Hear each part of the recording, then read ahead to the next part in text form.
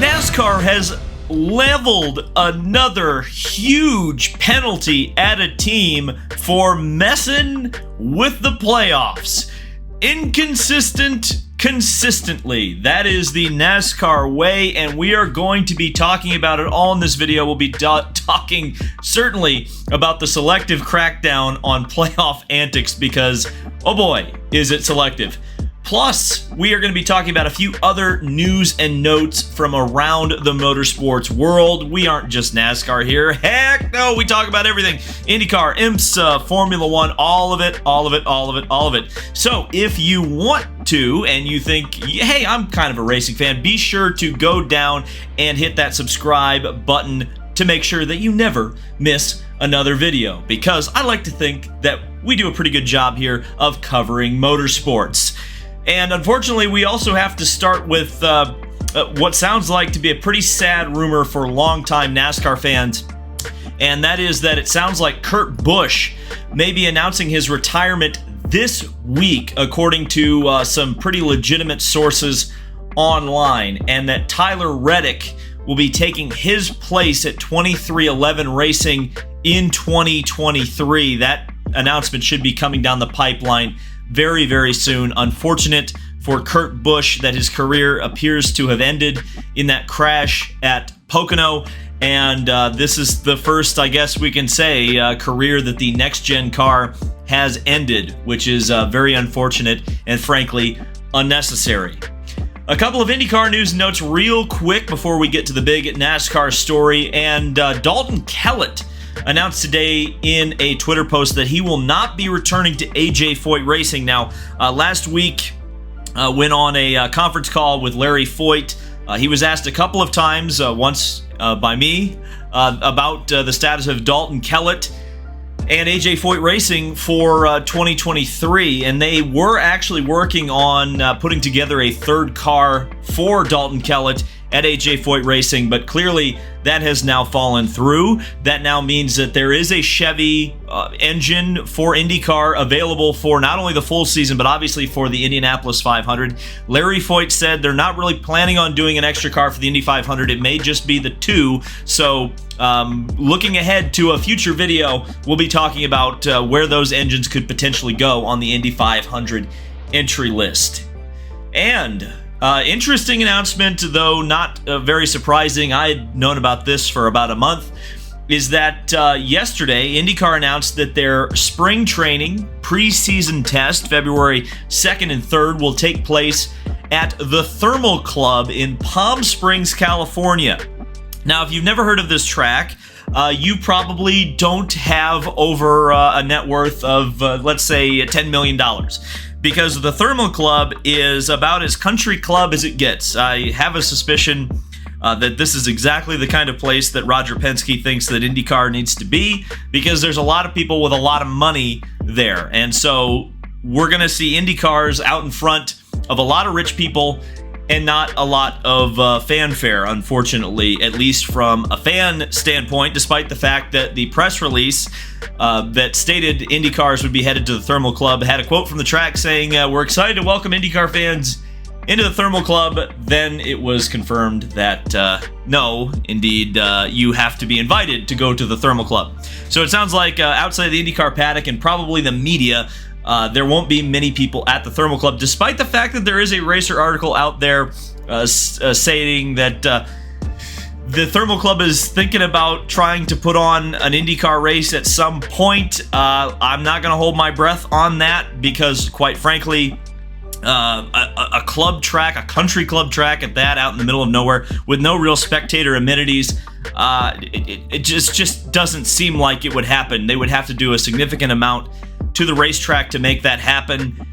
I don't know. This is the sort of thing that and at the risk, and I don't want to poo-poo this racetrack too much because they are excited about IndyCar coming to them and coming to their facility, and I commend them for that. And I also commend them for getting IndyCar out in front of people who could really, really help the sport. However, when you are a country club, which is for the rich and famous, you are not really what outside of a very, very small percentage of people who are involved in IndyCar, you're not really for them. And therefore, I think running a race and even this test to a certain extent at a secluded country club is just not right for the series, or at least not right for the fans. It may be right for the series, but it's not right for the fans. And it makes me a little bit disappointed from that perspective. If indeed this is the direction that IndyCar is going to start headed, I think IndyCar should be more inclusive and less exclusive when it comes to trying to bring people in to watch IndyCar racing. But the big news, big news, NASCAR issued a deduction of 50 driver points, 50 owner points, and $100,000 to Cole Custer for a code of conduct and performance obligation violations. Easy for me to say. They also suspended indefinitely crew chief Mike Shiplett and fined him $100,000. Now, the NASCAR line has been that, and let's be honest, they're right in this, is that Cole Custer intentionally slowed down. The reason the crew chief has been suspended is because they told Cole Custer, Mike told the Cole Custer that, hey, you got a tire going down, you got to slow down, itchy arm much. NASCAR had some problems in the playoffs in the past with teams trying to manipulate outcomes. It was a big black eye in 2013 when Clint Boyer and Michael Waltrip Racing did it, and certainly Stewart-Haas Racing has done it. Now, has NASCAR penalized every instance of this in the past?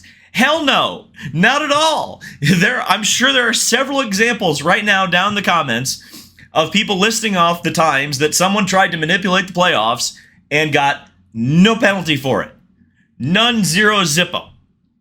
And yet here we are with Cole Custer getting one of the biggest, even bigger than the Harvick penalty, for manipulating or messing with parts of the spec next-gen car. And at the end of the day, this brake check, I guess we'll call it, from Cole Custer, didn't mean anything because Chase Briscoe was already in position to take the necessary amount of points to qualify for the playoffs and knock one Kyle Larson out of the chase. So this is silly. There's no doubt about it. And at a time where the microscope is on NASCAR so heavily, you know what this reminds me of a lot of, actually, because I'm going to talk about football here in just a second, believe it or not. This reminds me a lot of the Tua Tagovailoa kind of overreaction. Yeah, Tua got a concussion. He should not have been in the game, XYZ. But now quarterback hits are being way over penalized. It seems like that's happening here in NASCAR. Some illegitimate things have been happening. Some bad headlines have been coming out about NASCAR. And so NASCAR is now cracking down hard on the teams for messing with the product. The problem is that racing fans have a longer memory than 2 weeks. If your audience was Goldfish, you could get away with doing this. But NASCAR fans, racing fans, they understand this. They see through this, and they see the inconsistency. And that inconsistency, and let's be honest, not only is inconsistency the motto of NASCAR, but really it's the motto of the NASCAR playoffs. A lot of talk has been made today, especially since the TV ratings came out, about the dropping of the NASCAR playoff TV ratings. And I think one of the biggest points, I think the other big point is the fact that half of them took place on USA Network. But the other big point is that I think, finally, people are starting to see through this a little bit. I think people are looking at NASCAR and saying, this is... Because I felt that way. I said that in the video yesterday. I felt that way when I saw the defending champion of NASCAR get knocked out by a car that's averaging a finish of like 14th throughout the year. Regardless of what Cole Custer did to either knock or not knock Kyle Larson out of the playoffs, it doesn't matter because he had one bad race and that cost him a chance at the championship where he's third overall in the point standings. I know they don't matter, but that says something about the consistency and how good of a season Kyle Larson actually is having, and the fact that he won't have any kind of a chance to compete for the championship, defend his championship from this point on, is silly. And so the NFL, the product has been horrible. Trust me, I'm a Colts fan. I sat through that entire effing Colts and Broncos game. It was terrible. The NFL product is as bad as I've ever seen it in my lifetime.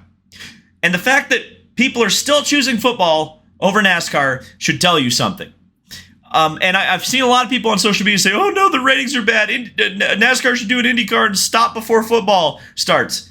No, this is the time. The time is now to compete with football because football is poopy doo-doo right now.